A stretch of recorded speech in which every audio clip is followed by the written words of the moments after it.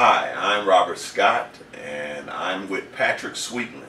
He's the director of the Department of Water and Wastewater Resources here at the City of Daly City. And he's going to tell us about their Combined Operator Training Program.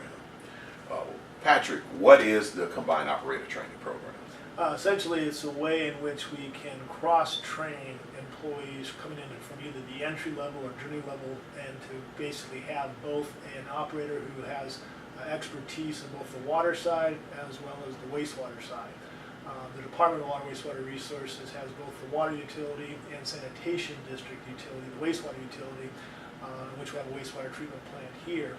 The program was recognizing the fact that we have a lot of long-term employees that are leaving to retirements, some even leaving other agencies. So the intent was to try and have a means in which we could have a career path for employees from entry level all the way through to retirement. Okay, so you guys were kind of looking ahead, and so trying to deal with some potential scenarios that would cause some shortage of, Sure. of trained staff. Right. So how have you used this program? Tell us more. I know you mentioned a few things about it, but tell us a little bit more about how you've used it. Sure. Originally, we had the wastewater operators from the sanitation district, and then we had the city water operators. So the initial intent was to try and cross-train from the water side over to the wastewater side. Okay. And so in doing that, there was a meet and confer process with the operating engineers 39. So the employee bargaining group was very enthusiastic about seeing how that mechanism in fact could work. So it's kind of a trial and error sometimes.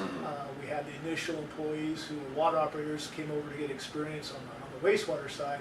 And again, as you mentioned, it's a way in which we can have both sets of employees to know and have good competencies on both sides of the equation, both for employee retention as well as having employees who knew the system.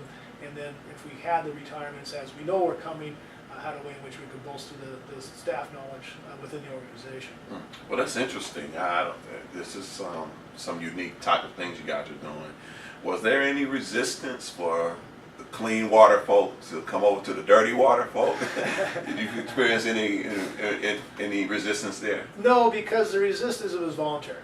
Okay. It was voluntary to start, and I think once you have the individuals who have gone through the training kind of champion among themselves, okay. And I think that was an important component. So it really was kind of, if you will, kind of a no fault, no foul approach, okay. To try and look at the overall, the overarching goals of trying to retain employees, and so we try to do it in such a way that was voluntary and non-threatening.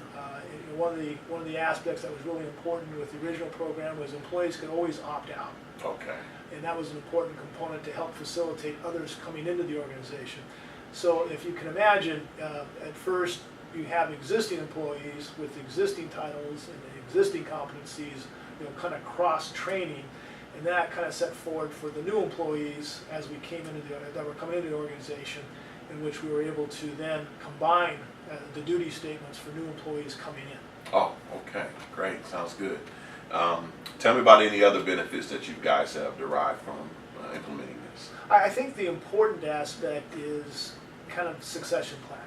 We do a lot of that kind of talk within the industry because a lot of us are, yes. kind of getting a little bit grayer than we were when we first came into the sure, industry. For sure.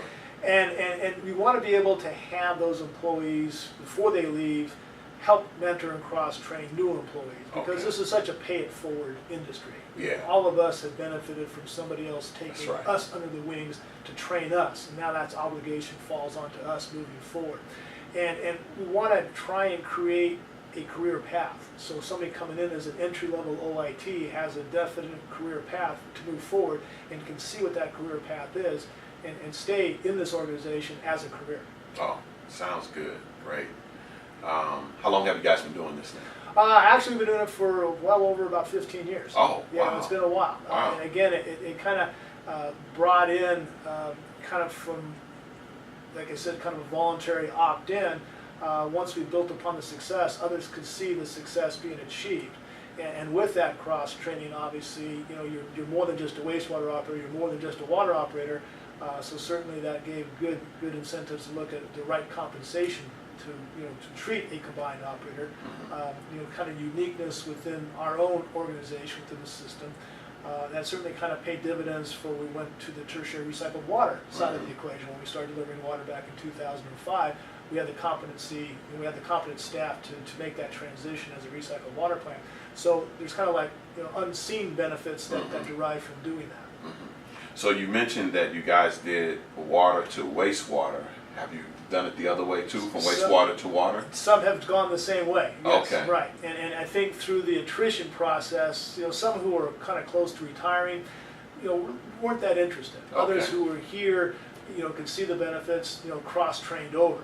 But in doing so, then we were able to create a career path with the entry-level OIT, in which it was defined that this is a water and wastewater function. Okay. So then as we kind of evolved the program, as new employees came in, they were coming into an organization knowing it would be both water and Okay. wastewater.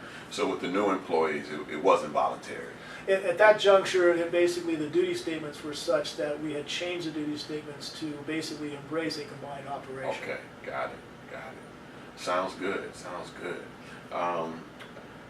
Are there any suggestions that you'll have for anyone who might be interested in going down this road? Oh, at their sure, pace? sure. The benefit that we had was we embraced early on with our employee bargaining unit what the intent was. And the intent was cooperative. Okay. Both could see what the benefits were intended to have. And I think that's really critical because employees, the opt-in I thought was very genius in many respects because somebody could get exposed, and if they weren't that interested, if they're not that interested in crossing over, then why have that? But we were able to successfully get it implemented, and then as we mentioned, that becomes the duty statement moving forward. Okay. So when employees come in, we're able to say at the end of the day, you can come in, but the expectation moving forward is become a combined operator. Okay. So about how long does it take? Well, that's part of the reason why we wanted to embark upon it, because obviously on the wastewater side, somebody coming in, doesn't have the certification, 2,000 hours of training, so you have a year.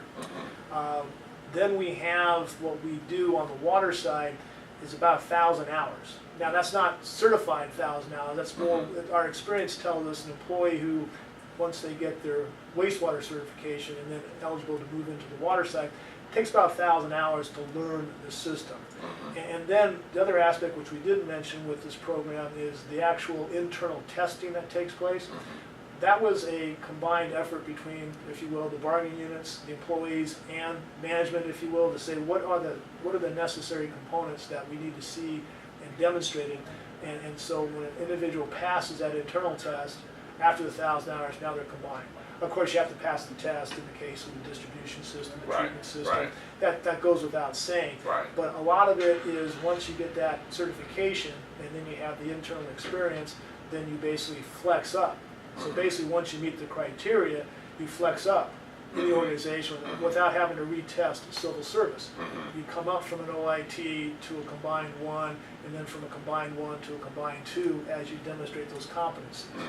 And the other thing which we just recently had with the current contract is maintenance of the incentive programs, that employees who hold higher certifications than what's required for the position obtains incentive, the incentive pay.